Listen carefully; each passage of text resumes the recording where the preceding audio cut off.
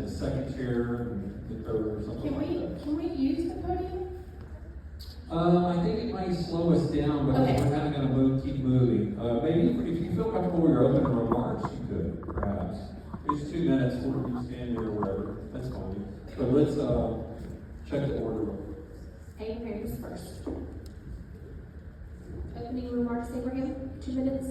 You have 2 minutes to do your opening remarks. You can stand wherever you would like. 2 minutes. Kick it off. Well, thank you all for being here tonight. The last time I was here was a few years back. Then I got to come back here for another debate last time. It was 2 years ago. So, when you're the incumbent, there's a lot of things people can say about you, and I'm grateful for people who are open and very honest about it. Some are not true, but we'll get into that during the debate. To give you who I am, I was born and raised in India to a Pentecostal preacher's family. My dad is a Pentecostal preacher, still is, and my mom was in the ministry. She passed away a couple of years ago.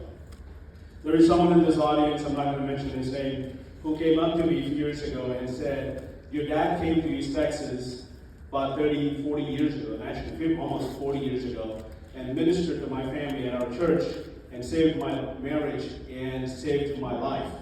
I didn't believe him. Then I talked to my dad, and my dad recognized it, and it was an amazing thing to hear. I got into politics when Barack Hussein Obama decided he's going to run, and my church was thinking about endorsing him because he's black. And I've got involved in politics. I went to Dallas County Republican Party headquarters and asked the Republicans, hey, what is the difference between you and the Democrats? And they told me what it is, and it was a simple push card. And it said liberty, smaller government, freedom, religious liberty. And it changed my perspective. I honestly didn't care about any of that before that. I was just worried about taxes. But then I realized what we're really fighting for is our next generation's freedom and liberty. So I want to talk to you about what is the Republican Party is doing today.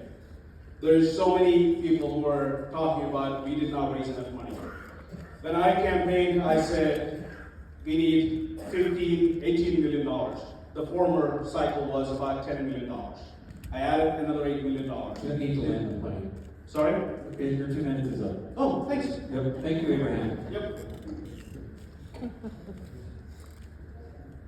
Brooks, please. Brooke? Your intro. Yeah, if you just let me get started, I'll go ahead and do that. Thank you, ma'am. My name is Dr. Brooks McKenzie. I eschew politics. That means I detest it. I never wanted to be in politics. I never wanted to do this. I found that in my life, everything that God has ever sent me to do is something that I detested. I do not want to be in office. Why am I up here? Because I'm an absolute piece of garbage until I found Christ. And God has told me to be up here. And I'll let you know who I am. I have a PhD in experimental and developmental psychology. I've trained every CPS director since 2006 and helped develop something called TBRI, which is recognized as a best practice for adoption, foster care, post-adopt, neglect. So my area of expertise is the family, abuse, neglect, and how to fix it. That's what I do. I came from a broken family. And when I got older, my wife decided to file for divorce and that God didn't really mean stay married. That's her option. There's nothing I can do physically to stop her from doing that. But when I went to a courtroom and a judge told me, screw the Constitution, and I said, no, you can't do certain things. And see, I trained the judges in that courthouse, every single one except for the morons who they put me in front of. And they said, well, what are you going to do about it? And I said, you're going to recuse you. You can't be on this case. You cannot not follow the Constitution and be a sitting judge in this state. And they said, yes, I can. And so I launched a battle. She said, what are you going to do? Well, here I am. And what have I done? In 2022, I had no idea what a precinct chair was. I went to 2022 convention, and by Wednesday, I figured out how it works. 2024, I had 2 of the top 15 legislative priorities. Complete judicial reform because I want to put corrupt judges in prison and kick them out of the Republican Party.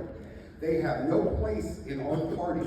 Just as an abortionist has no place in the Republican Party, if you promote family law, which is the destruction of what God has put together, because I'm a Christian, I will talk about God everywhere I go.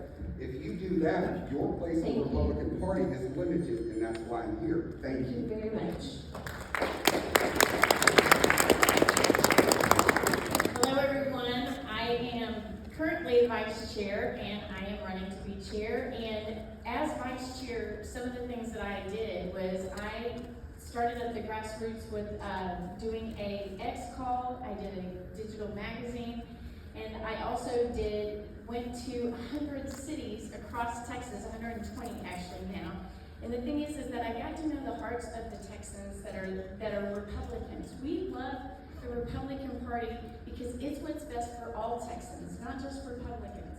And so the thing that I did is I went and talked to people, and I wanted to know what they wanted out of the Republican Party. And so some of the things that I did when it came to the X call is that I had to recently just change it over to Redder, Texas. And so Redder, Texas on X, I had some young Republicans on there. I had 3. And I asked them, what do you want to see out of the party? And they said that they just want to see more communication. They want to see stronger messaging. And so some of the things that I'm going to do is I'm going to focus on messaging. Our messaging is a mess. Our website is a mess. And if you look at RedderTexas.com and RandallForTexas.com, you will see Randall for Texas is who I am, what I have done.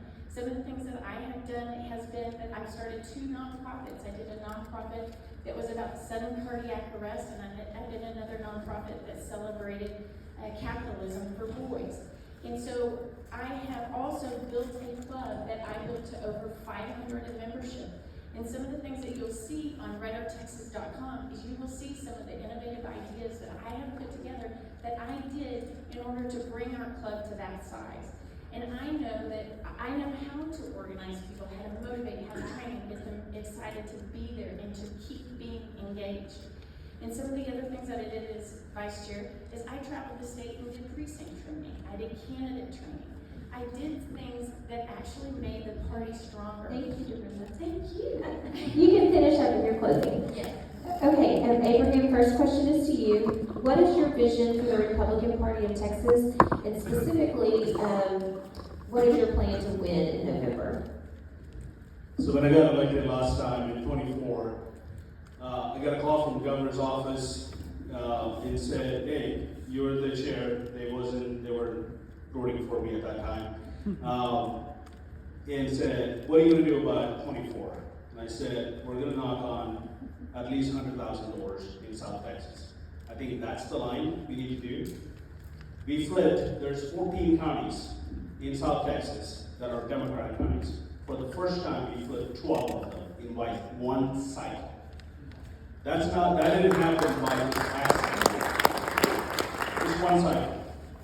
In 26, our major fight is going to be Talarico. It's not really Gina and Jose, it's Talarico who thinks God is non-binary. So we have to get behind that person, that whoever that is, and I'm voting for Ken Paxton. Anyone can disagree with me, I'm fine with that. Disagree, I disagree with you. You are absolutely welcome to disagree. I believe Ken Paxton is going to be the fighter that we need in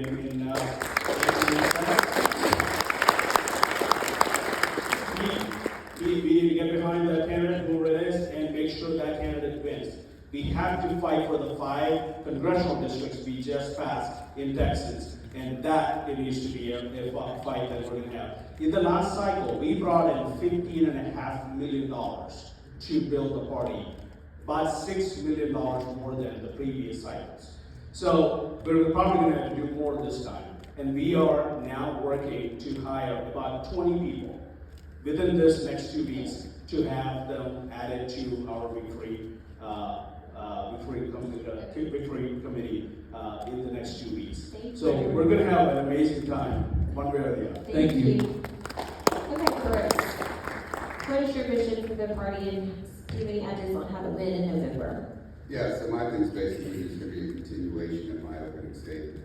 So, you hear a lot of unity, and yes, we need to come together when we have a candidate, right? We don't need to bail, we don't need to show up or vote for the Democrat and post pictures of ourselves doing that. And Tarrant County's a mess, that's where I was recently. Tarrant County's a hot mess. But I didn't come here to unite anybody. I came to divide. I came to do the same thing that Jesus tells us to do, to take the branches off. We have so many dead branches on our vine that it is weighing it down to the ground. And for comfort and ease and donation and money and whoever will sponsor me, I'll ignore what you've done to children. I'll put porn in your schools. I'll send little boys to California to be castrated. We'll be talking about that. I'll protect the judges who said those things and did those things because they have an R next to their name and we don't want to embarrass ourselves. I came to divide. I came to use Rule 44, Chapter 87, and freaking criminal complaints to clean up our party. Thank you.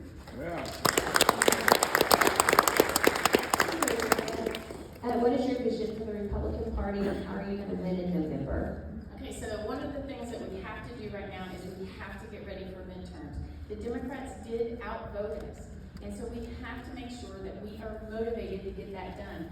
And yes, we won 12 out of 14 counties, and we've got to keep them. That's the secret that we've got to keep doing. And that means that we've got to get them motivated, and we've got to have a regional office. One of the things that you'll see on the flyer that I have out here is a video of Chairman George saying that he was going to open up 5 regional offices. He's opened up one next to his house. The other thing is that he keeps saying that he has brought 14 million, sometimes he says 17 million, sometimes yesterday he said 15 million. If you go look at Transparency USA, if you go to TEC reports, if you look at the FEC reports, you will see that we have 67,000 on hand.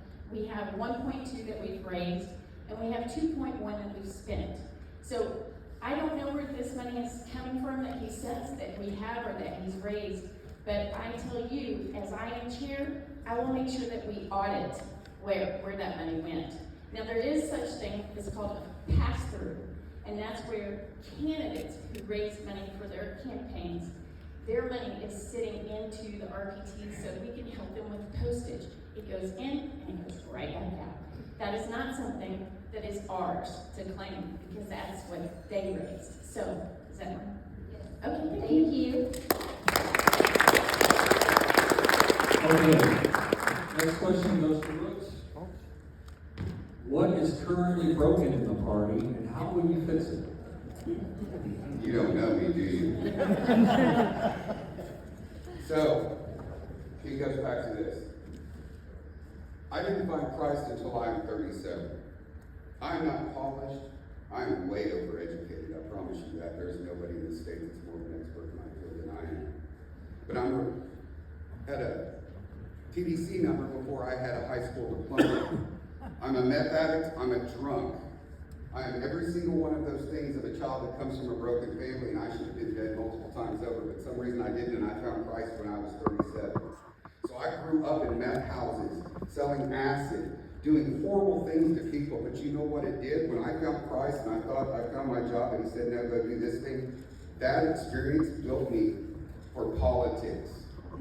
Most of you have no idea of any of the stuff that I've done, but I've done stuff all over this state. When I go into convention in June, I plan to be announcing criminal investigations into 3 counties within this Texas that are going to blow the lid off the freaking corrupt judiciary we have. We have some great judges, and I know many of them, but we have scumbags, and we're protecting them because they have an R next to their name, and I will not abide that because my God will have led me. Thank you. Amen. Dorinda, what is currently broken in the party and how will you fix it? So what is currently broken is we are not a customer service organization, and that's what I want to take us to. If you go to reddertexas.com, you'll see our plan on there. And one of the things that when it comes to customer service, which we have veered completely off of, I want to help service our county chairs, our precinct chairs, our voters. I want to be able to have a county chair convention where we get, and this has been on my website on reddertexas.com since February. So I know that it was talked about today that it came from someone else, but it actually has been on our site since February. But we will have like-minded and like-sized counties having conversations, having some type of a mentorship. The other thing is that at the SREC, the one thing that I want to do is build those relationships with our SREC. They are vital to your counties. And county chairs are vital to you. They should not feel abandoned. And they are abandoned now with the Republican Party. I want to build a true partnership, and that's what I intend to do with our SRECs as well. I have the majority of the SRECs that have endorsed me. The endorsing that you have seen and you'll see on my site is because those are people that have worked directly with the chairman, and they have said, can't do another 2 years of this and have a successful Republican Party. So when it comes to SRECs, I'm also going to have a retreat with them, so we can talk about what our mission is, where we are going for the next session. Okay. Thank you so much. I know it goes fast. Okay, Dorinda. I'm Oh, done. Abraham. Okay, sorry, Abraham. It's okay. Abraham, what's currently broken in the party and how will you fix it? Well, the major problem we have is we have too many liars. That's a huge issue. My vice chair stood here and said, we have $60,000 in the bank. I just texted the financial company. We don't account our own stuff. We have a firm who does that. They texted me back, our balance is $2.1 million. You can look it up. So the other thing is, she said, we want to hold people accountable. She voted against Rule 44, penalty 3 against Dustin Burrows. Yes, she did. It's on the record. And the person who just said she didn't, one of your SREC members didn't show up. Did not show up to the Rule 44 meeting that day. So this is where we are at. It's easy to blame everyone else but me. But here's my thing to you. Our party is broken in places where we can provide more support for raising chairs. Our party is broken in places where we can provide more support for county chairs and give more resources for SREC members to function better. That is where our party is broken, and that's what we need to do. We can't do that by not raising money. Earlier, David Covey said, we have raised $2 million from the governor, and where is that gone? Only $150,000 has gone to the Republican Party of Texas. Thank The you, rest sir. of the money comes to you, the county parties. Thank you. Not to me. Yes, sir. Thank you, sir.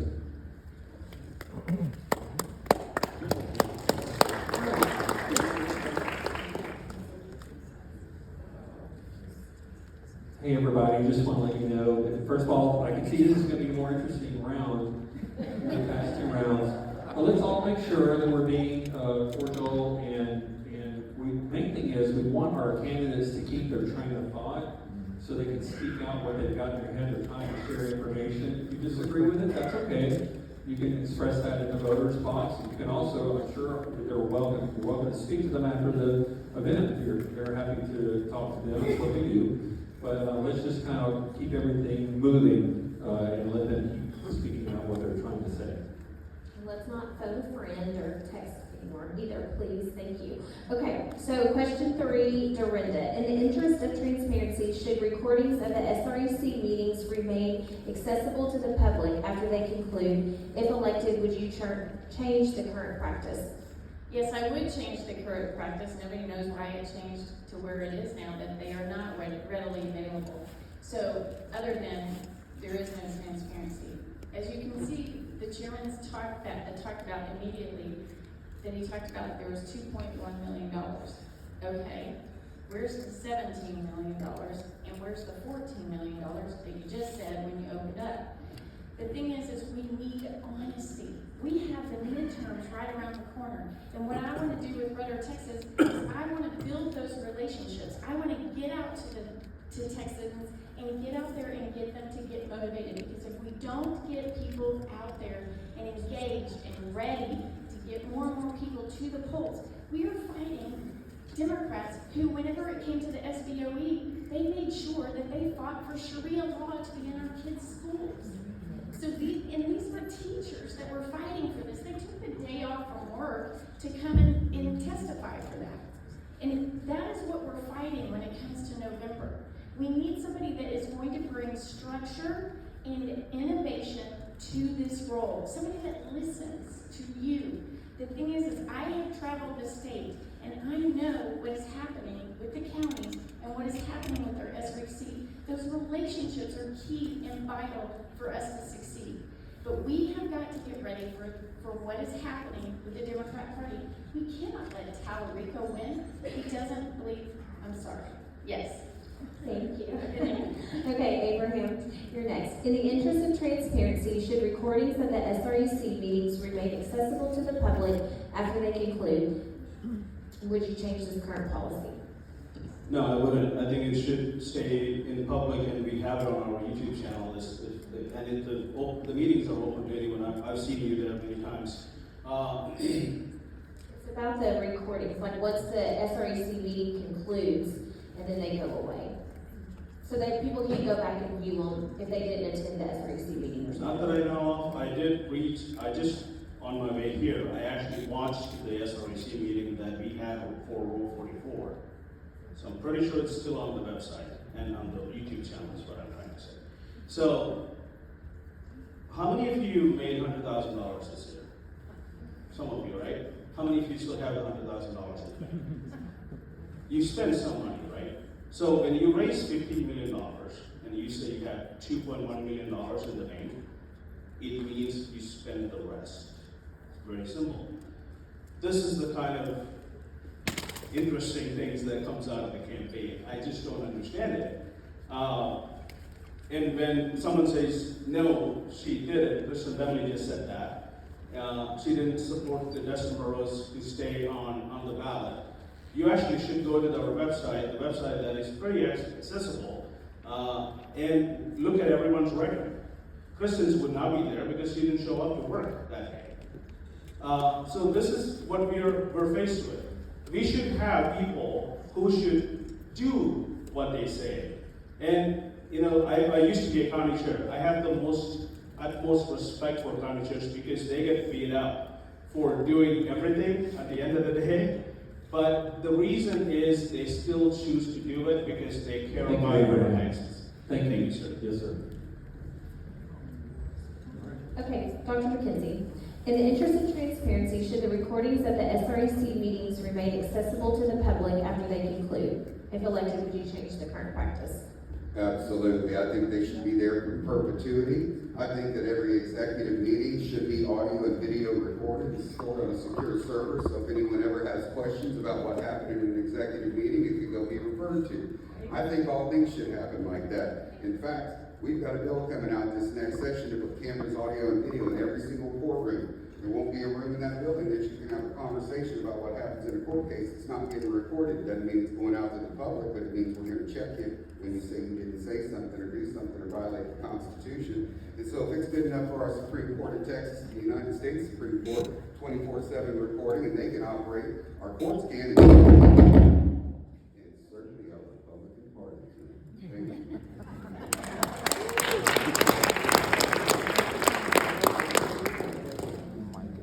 All right, keeping us on our toes. My goodness, okay. This question goes to Abraham. How would you unify the party without compromising core values? How would you unify the party without compromising core values? Yeah, since I got elected, I've always had, Andy can tell you this, I've disagreed with Andy on things. I've disagreed with so many people who are on our side on specific issues or specific bills. My unity is not based on who is friend of mine. My unity is based on the principles and the priorities of the party. If you're on my side on this issue, you're with me. If you're against me on another issue, well, you're against me on that. This is why we passed 43 priority bills this cycle. How many of you knew that? 43 priority bills were passed in this cycle that you guys put together at the last convention. Wow. Someone earlier said, David Covey said, why didn't we show up to Austin? Well, why didn't you? I just looked. You didn't show up not even a single time to Austin to testify in front of a single committee. I know so many of you do. Kristen did that many times. I don't agree with her on some of the things she said, but I agree with her on this. She showed up so many times to do that. Rachel Hale did that. So many of you did that. Showing up to the Capitol and actually doing the work matters. That's what moves the needle. That's what keeps Texas red. So, for me, unifying the party means getting our priorities done. getting the close primaries done is the most important thing today. Because the reason I say that is, if you don't close the primaries, trust me, you're going to have more and more rhinos get elected. And the last thing you want to do is have a bunch of Republicans call themselves Republicans Thank you, Abraham. and act like Democrats at the Capitol. Thank you, sir. So thank you. Question goes to Brooks. How do you unify the party without compromising core values? I think you already stated I was here to divide and not unify. I'm absolutely clear on that. So our party is the only party that talks about God and the Holy Bible. And if you believe in the same God that I do, you don't get to shift your following of Him because of your job description. If we bring our party honestly back to Jesus Christ, our Lord and Savior, and God of the Bible, and we follow that, what does the Bible says happens to us? That we get steamrolled, that we don't get to fund ourselves, that we can't get money, that we won't have volunteers. It says you will be blessed, He will take care of us. If we do not live our life and put our Republican Party there, it will be a shill sham uniparty, because it already is. It is a money laundering operation. Talk to me about anything, family and children, and I will show you the millions and millions of dollars that are funneled through our communities to destroy children intentionally, because I get paid more when you give me a broken children as the state of Texas. That is how it works. And I'm here to speak the truth, and you may not like me, and you may hate my guts by the time I'm leaving, but I got, and you won't be able to say you didn't know. Amen. Thank you. Dorinda, how would you unify the party without compromising core values? Well, how I would unify is I would not single out one person and keep demonizing her the entire time. But I also would make sure that I had a good product, something that people believe in. We don't believe in the Republican Party of Texas, and we have to do something about that. We are accountable to the voters. We need to keep growing our database, our voter base, and our donor base. And so some of the things that I want to do is in regards to our youth. I want to get youth ambassadors that we're going to have all across the state. With what happened with Charlie Kirk's assassination, there's 86,000 Turning Point USA chapters that have opened. Those, we could have different youth ambassadors across the state take pictures of the different events that they've gone to and send it back to the Republican Party of Texas. Also, wait, one more thing I do want to say is when it comes to Rule 44, I voted. There was only one time that I didn't vote, and that's because I went to the restroom. If you go and look, Debbie Wogemuth, she wanted to see how everybody had voted, and I was the one that had the stellar record that I voted on every single one of those signatures, and I voted yes. So I tend to not believe somebody that I have seen the data, I've seen my own videos, and I was there, and he did not vote for it. He abstained. So you can try to paint something the way it is, or you can accept it for what it is. But when someone lies to you, you can't control that, but you can control who you believe in. And so that's all I'm going to say about that. But when it, okay, Time's up. Okay, questions to you. If the SREC takes a formal position that you personally disagree with, how would you handle that? So now I'm just Brooks, it's no more Dr. McKenzie. We'll go back and forth. Rachel. Ms. Hale, I'm sorry, could you repeat the question for me, please? Your time is ticking. Okay. So if the SREC takes a formal position that you personally disagree with, how do you handle that? Give unto Caesar what is Caesar's, and give unto God what is God's. If the rule says the rule, that's the rule. If it does not follow or violate the word of God, that's what the rule says. As the president, you're there to be a referee. You're not there to sway the game. You were there to make sure your side and your side and your side and the rules are followed. And that's what Robert's rules and all that system is for us. And, well, hell, we haven't seen that. Our last convention, Jesus Christ, did anybody see the vote at that thing? I have no idea what an actual priority was or who won the election. The doors were open and I was walking around with 20 ballots. We can't even follow our own freaking rules in the Republican Party, and we want to talk about God and how good we are and how wonderful we are. We have kids getting raped every day in schools, and we have Republicans who aren't sending them to prison. They're not prosecuting it. So we run this effing state. We are responsible for what it is. And so if we can't follow the rules, we've got an issue because we're not following God. That's my short answer. Thank you, Rachel. Thank you. You said you were the president. Are you switching on this? I get excited. I have so many hands. I'm just kidding. Okay, Dorinda. Okay, if the SREC takes a formal position you personally disagree with, how do you handle that? They are the SREC, I am the figurehead, and they are the ones that are in control because they have your voice. That's what you hired them to be, is your voice. So of course, I'm not gonna stand in the way of you and your vote for your SREC member. They are the ones that as a huge group, 62 of them, 64 of them, you have to, they have to have your back. They have to know what you want. And you are going to be very vocal with them. And they are going to know what you want when it comes to them and their votes. And so I will not stand in the way because that's what not what I'm elected to do. I am not elected to stand in the way of the SREC or your voice. Thank you. If the SREC takes a formal position you personally disagree with, how do you handle that? Well, the last 2 years, SREC have taken formal positions that I disagree with, but I've never, not even once, called a single SREC member to say, don't do that. The reason I don't do that is, as the chairman's job is to call the strikes and balls. It comes for every rule that is there, and that's what the chairman's supposed to do. The chairman's supposed to run the meeting and make sure that the rules are followed, as Dr. McKenzie said, the rules are followed. You put the rules together at the convention, and you go through that and make sure that no one is going away from the rule. That's all you have to do. At the end of the day, the SREC makes a decision. You elected your SREC members to do that, show up to work and do the work. So when they do that, that's the job of the chairman to move forward and say, that is our decision.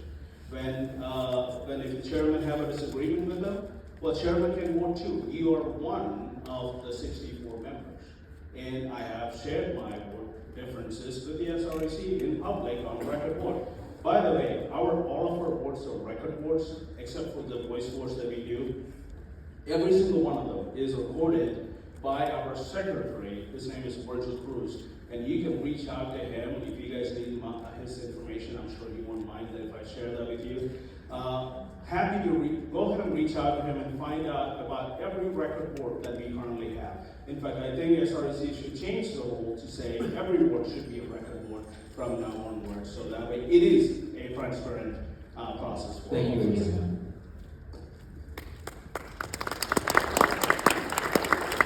Okay, Dorinda, should the platform be enforced even against incumbents? Should the platform be enforced even against incumbents? Yes, and you could just simply say, should the platform be enforced? The platform is what we as delegates go and we fight for and we want. And this is the platform that we give to our legislators. The thing is with that is that it used to be that the platform used to be like 144 planks, and we would tell our legislators, go pass this, and we would say, you better do it. What was great, that I think it was Alan West that came up with the legislative priorities, that the planks and the legislative priorities was the things that you guys wanted were put into this legislative priorities, and we came up with 8. And so that is very doable for our legislators, and that is very doable for our SRECs to have those conversations, those needed conversations with our legislators. And that's what they want. If we build those relationships with our legislators and say, it's only these 8. And if I come in as chair and I do the same thing with our legislators, and I have those relationships, I have those conversations, just like our SREC does. And you can pick up the phone. You get to call your legislator and say, this is legislative priority number 8, number number three, you will have that buy-in to making sure that they are paying attention to what your legislative priorities are that you wanted whenever you went to convention. That's why convention is so important. Convention, Thank you, Dorinda. thank you.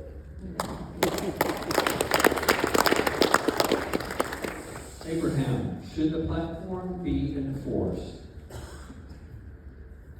Yes, that's the whole point of the platform.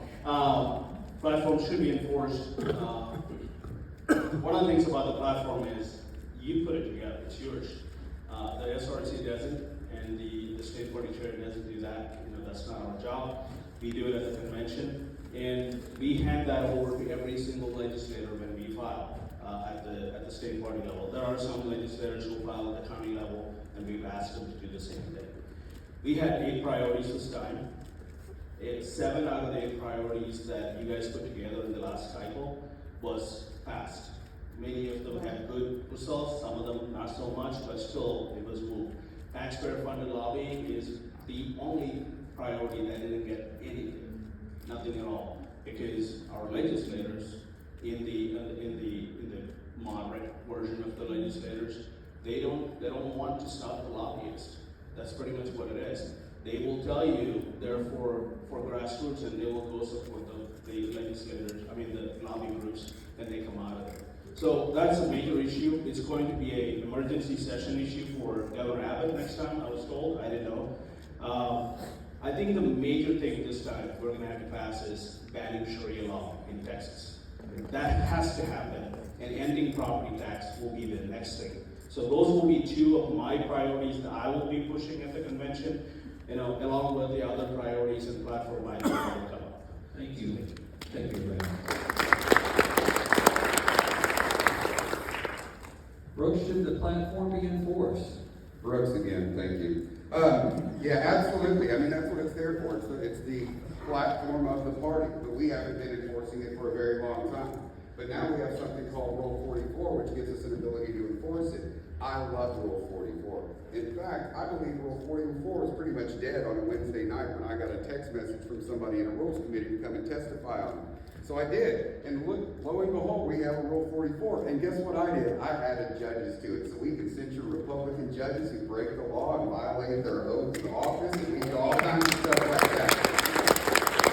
So, if you ever have a worry about me not nurturing, cuddling, feeding, and taking Rule 44 and turning it into a wicked rabbit honey badger, you are wrong. And the reason I do that is because I can't be bought. Literally, I have no allegiance to anybody but my God in heaven and the people who walk with me. Because they're the reason I'm up here. But absolutely, if we do not enforce our platform, what happens to a 3-year-old who gets no discipline? That's what we have a house full of, and our Senate's about to go the same way if we're not careful.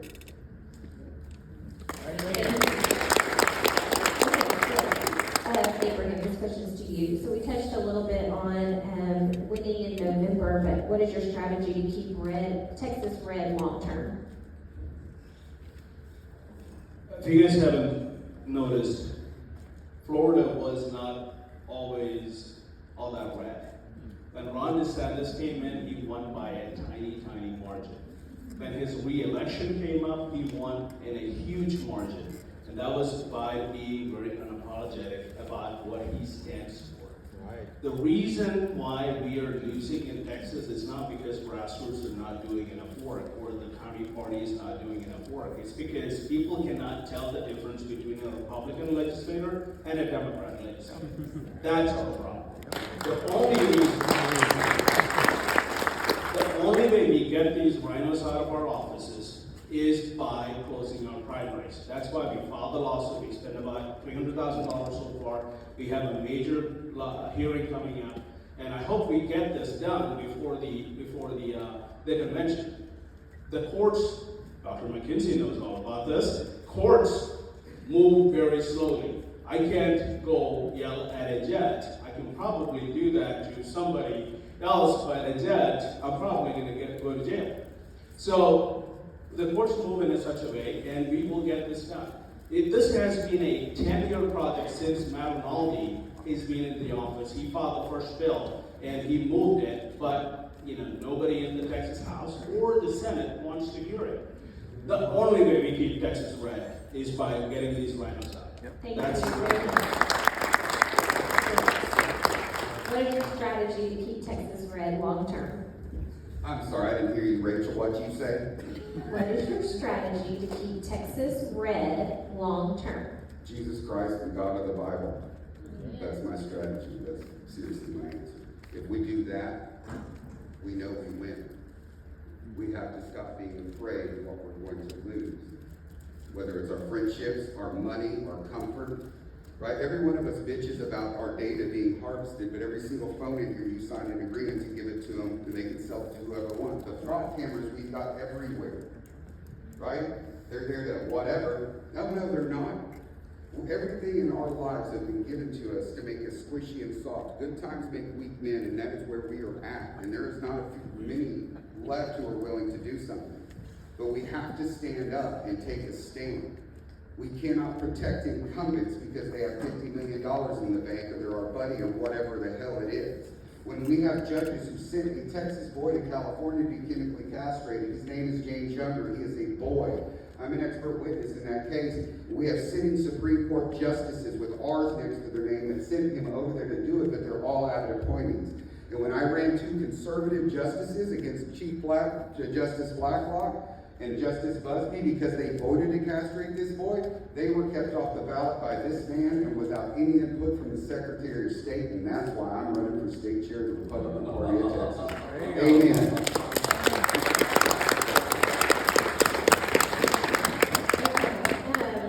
Yes, Dorinda. What was the question? Okay, what is your strategy to keep Texas red long-term? Okay, so if you go to redotexas.com, I know I keep talking about it, but I'm really proud of that plan. The thing is that what I've done is I've got a few things that we've tackled on that. So we have the county chairs, the SREC, and we were going to have a merchandise page. All of this has to be done on day one. So me being vice chair, I've seen what we are lacking in the Republican Party, and I know what we need to do whenever we step right into that office. And David Covey is right there with me. He's going to be right there with me. And that's what I love about being the chair. I'm going to make sure I include him on everything. I'm going to share everything with him to let him know what's going on so he's never surprised. So the other thing is that our merchandise page is abysmal. If you go to the website, Bexar County, when I went to their CDC meeting, they have a merchandise page that they raised $75,000 in a year. We don't do that. We don't have any money that we brought in from our merchandise page. So we've got to make sure that we do something about that. The other thing is I know I talked about the youth ambassadors. The other thing is I'd love to have senior ambassadors. These people will be responsible for getting to know the retirement homes. And they build those relationships, and they go pick up those voters and take them to the polls. It's not fair that the Democrats do it. Why don't we? We have better relationship skills than they do. And so we can target those type of things. We can also do sometimes some type of a publicity thing where thank you.